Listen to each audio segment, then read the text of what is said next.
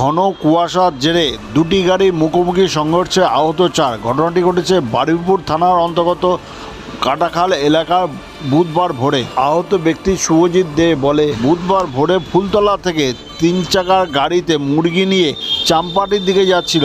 কাটাখাল পেরোবার পর হঠাৎ উল্টো দিক থেকে 4 চাকার একটি ছোট হাতি গাড়ি এসে 3 চাকার গাড়িকে ধাক্কা মারে 3 চাকার গাড়ির সঙ্গে সঙ্গে উল্টে যায়।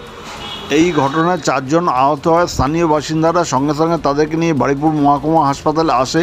2 জনকে প্রাথমিক চিকিৎসার পর ছেড়ে দেওয়া হয়। 3 চাকা গাড়ির ড্রাইভার শুভজিৎ দে ও খালাসি বিশ্বজিৎ প্রামাণিক গুরুতর চোট লাগে। চিকিৎসক বিশ্বজিৎ প্রামাণিককে কলকাতা হাসপাতালে স্থানান্তরিত করে।